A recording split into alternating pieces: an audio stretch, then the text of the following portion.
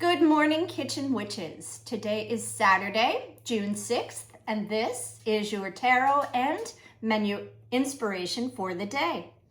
I'm Chef Lisa, editor-in-chief of A Chef's Grimoire magazine, and we're going to pick one card, and that is going to be not only the inspiration, what to look out for the day, but also we're going to bring it into the kitchen. It's going to plan all our meals. How fun is that? So let's get started. I'm going to shuffle, and we're looking for the card, one card that is going to do all of that. It's going to give us a guide for the day and then also give us a menu plan. So we don't have to stress about meals on a Saturday when we should be relaxing and enjoying the weather, the spring weather. Okay, here we go. So we're all shuffled. Wow.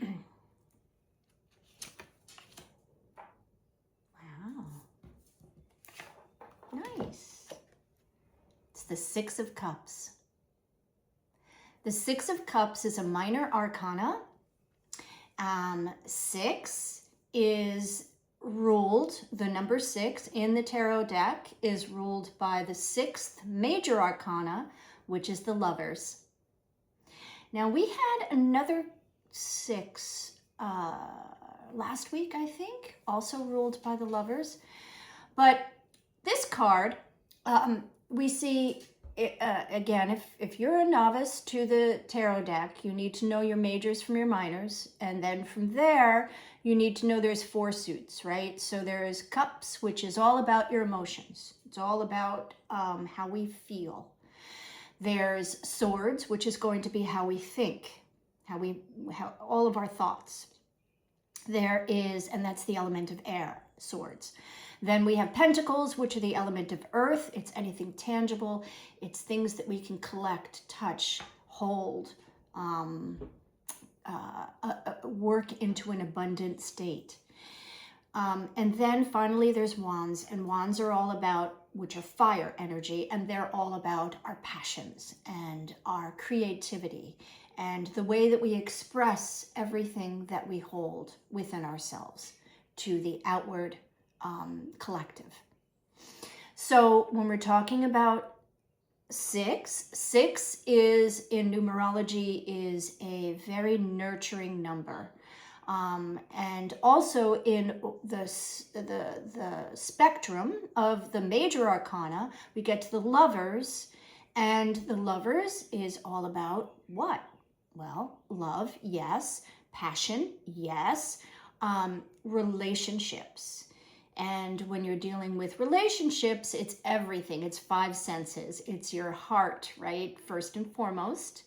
Then it's your thoughts about that person. Morals. Do they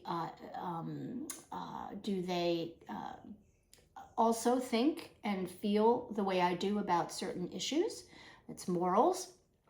And then you have creativity. Do we like the same creative things? So that's all wrapped into relationships, which are choices. So choices as a word or description is usually focused around the Lovers, because as depicted in the Rider-Waite-Smith deck, it's the 2 lovers, which we assume are Adam and Eve. And there's a huge choice there, right? Do we stay in the garden? Do we leave the garden? And also the choices of the other. So you're constantly thinking of yourself, as you should, but you're also thinking of the other. And your choices are now going to be made with now 2 people in mind, or 3 people in mind, or 4 people in mind, but more than just yourself. So choices to be made. Now we're going to bring it back to this minor arcana, which is the 6 of Cups. And we'll see in this card that there are 2 children. Now these children may very well grow up to be the Lovers, right? They're starting early. They're passing each other some flowers in a cup as a token of love and appreciation. But what this card is really about is more about nostalgia. It's more about thinking back to times you've had in your past, and it could be as a very small child, it could be as an adolescent, but it's just nostalgic memories that make you happy, give you that fuzzy teddy bear feeling, right? And you'll see these children are within the confines of a castle-like courtyard, which again brings in the aspect of safety. So this nostalgia moment, or a nostalgic moment that we remember when we're older, has to do with the fact that, and you can think about this, right? So if you bring into mind something that really makes you feel warm and fuzzy from when you were a child or when you were younger, and you're looking back on it, it could be a toy, it could be a situation, it could be a memory of a place, anything. But what you're thinking about is how safe you felt in that moment, right? I mean, when we think back to our childhood days, if you had, good childhood, you knew your parents were constantly there, you didn't even have to think about it, they were security. Your home was in a safe place, it was secure, you could go outside and play with your friends and not feel threatened in any way. Those are the things we look back upon, and they give us that warm, fuzzy feeling, right? Now, when we bring this card into the kitchen, but prior to that, so today for its emphasis on the day, the Six of Cups, how do you nourish yourself with thoughts of the past that make you feel wonderful? Now, I want to stress, we never want to live in the past, right? We're in the now, and we're headed towards the future. But to carry fond memories with us, maybe today something sparks that memory. Maybe Saturdays, just in general, give you a joyous feeling of when you were young and you didn't have to be in school, and Saturdays were a play day. Every Saturday, I don't know, you went and visited your uncle who took you rafting or something. I mean, anything. It could be anything. But think about today, those nostalgic feelings, and what in your present life can take you back immediately. Maybe it's a song, maybe it's a physical thing that you've kept all these years that you look at and you're like, oh my gosh, I remember when blah blah blah. So that's the structure of today. Now we're going to bring this into the kitchen, and first and foremost, we may think, well, we're going to do nostalgic meals. Kind of. I'm going to go a little out of the box here, and I'm thinking the sixes are all about nourishment. So let's nourish ourselves, but take away all of the inhabitants or inhibitants, right? All of the things that we know today are not really good for us, right? So nothing wrong with a good hearty mac and cheese, which we would love as a child as well, but we're going to update it, yes? And we're going to bring it into a more healthy status. So I'm thinking for breakfast, we're going to do an overnight oat meal, right? So overnight oats, you can bake them or you can put them in the pot. This one is going to be baked, and we're going to do it with cacao, which is literally the coating of the chocolate pod, and it's all, in a powder. So that is a little healthier. It still has the fats. It still has all of the things that cocoa is very well known to be healthy about, but it's cacao, not cocoa powder. If you have cocoa powder, use it by all means, but you're going to turn those oats chocolatey, and we're going to bake them, right? So that requires a little bit of eggs in the oats, and you're going to mix all of this together, put it in the fridge, not think about it until the morning when you put it into your oven and bake it off. and it's delicious. And you slice it into little bars or scoop it out. If it's a little overly wet, that's good too. It's ooey gooey, reminds you of childhood, but is a little more healthy. So that's what we're going for here. Breakfast, done. And overnight oats, go for it. Go onto the internet, look up one with cacao, and that is a baked oat. Now, you can certainly find one and do it in the pot if that's easier. You don't want to turn on your oven. Understood. There you go. For lunch, I'm thinking a really hearty salad. We're going to make it with kale.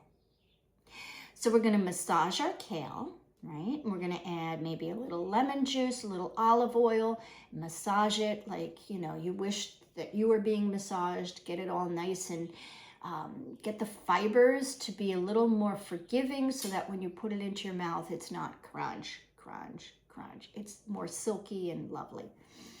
So that. You're going to fry up some bacon or use bacon that's left over from maybe you did bacon blue cheeseburgers over the last week and you have extra bacon. Terrific. Use it. Dates. We're going to chop up dates. This is the sweetened part of the salad that's bringing back nostalgic memories from childhood because we all love sweetness. So that's going to be added to the salad. And then we're going to get a block of halloumi cheese. Halloumi cheese is a cheese that's pressed so that most of the moisture is gone and you can pan fry it. Now, if you can't find halloumi, you can use feta. Feta does fry well. However, it does, sometimes it does ooze, and we don't want a cheese that does that. So in a pinch, feta works. Bread cheese, there is such a thing called bread cheese, and it too is very similar to halloumi. Or paneer. Paneer is another one, friable cheese. So you want to pan fry it, both sides to get it golden brown, and lay that on top of the salad. And then for a dressing, sky's the limit, right? So we're massaging the kale with lemon. So maybe we do a lemon vinaigrette. Easy peasy, in a jar. Lemon juice, maybe a little extra vinegar for an acidy punch, maybe not, it's up to you. The lemon juice might be fine. Olive oil, and you could stop there. But what I like to add is a little Dijon mustard, a little garlic clove that's either shaved on a microplane or minced fine. Shallot is lovely, chopped and minced really fine into the salad dressing. Shake all that up until it looks creamy without adding cream, and douse that over the salad, and it's good to go. And it will make your grown-up self just all the flavors, right? The textures, the flavors. You've got the saltiness from the cheese, the silkiness of the massaged kale, and the sweetness from the dates. And it's your adult self being nostalgic over, I don't know, maybe grandma's salad at dinner time. Who knows? But it's a good lunch that's going to nourish you, which is, again, the underlining point of this whole day, and to give you the warm fuzzies. I think so. I love a kale salad that has a lot of stuff in it. So delicious. Dinner. We're going to do a stroganoff. Now, maybe, you know, your heritage is Eastern European, and stroganoff was like the it thing you remember from a child, and it makes you warm and fuzzy about it. I didn't have that luxury, but I found it later in life, a stroganoff, and yeah, I just love it. So what it is beef, right? And we're going to use a grass-fed beef because we're stepping it up a notch, but we're still remaining nostalgic in our nourishment. So grass-fed beef, and it could be a sirloin, it could be a ribeye, whatever you can afford. And you're going to sear it on both sides, take it out of the pan, and then you're going to build your sauce. It's usually onions. There's going to be mushrooms. I love mushrooms, and this time of year is great for that. So get yourself some mushrooms sliced, pop that in the pan, saute them with a little butter, maybe olive oil, and get them golden brown. And then you're going to add a little chicken stock and your cream, and it's or sour cream. Sour cream, I think, is proper for a proper stroganoff. You can add cream or sour cream, sour cream or yogurt. It's going to give you that tangy flavor to the sauce. And then you add the beef back in and you let it all kind of saute. It's like not even a 30-minute meal, right? On the stovetop. And serve that with egg noodles because you got to, right? You have to. Wide egg noodles. And don't get no yolks. Get egg noodles. They're delicious. And you need something for this gorgeous sauce and the lovely beef to be layered over a vehicle of choice. Today, it's egg noodles to bring back our nostalgia from childhood. If you wish, you can, and you're going to make this meal in advance, which you can do, you're going to dress the noodles with a little butter, melted butter, and parsley, okay? And that is going to be contained separately than the beef. And then when you're ready, you heat the beef, you warm the noodles either in microwave or the oven covered so that they don't get crusty and crispy. You want them soft and supple. And then you can put the whole meal together on the plates. Delicious, delicious. And if you have a little salad left over from lunch, you could serve that as the green for the meal, if you really want to get nice and healthy. So that is it, my friends. That is our card of the day, the Six of Cups. Wishing you warm, fuzzy moments and a lot of nourishment throughout the day. And your menu plan ready to go. So I hope you enjoyed this. As always, nourish yourself. Nourish those around you with all of your kitchen magic. And I'll see you tomorrow.